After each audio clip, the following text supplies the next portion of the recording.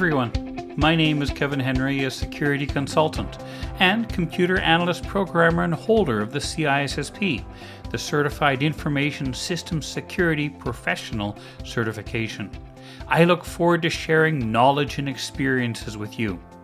Welcome to my course on security operations, provision, baseline, and monitor for the CISSP. This course will help you understand the principles of managing a security operations department and assist you in preparing for the exam. Some of the major topics we'll cover include system and network monitoring, configuration management, and product acquisition and implementation. And to follow along with this course, be sure to download the study guide from the course exercises section.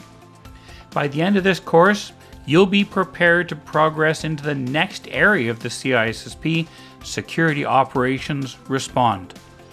I hope you'll join me on this journey to learn about security operations and the role you can play in this exciting and rewarding field through this course at Pluralsight.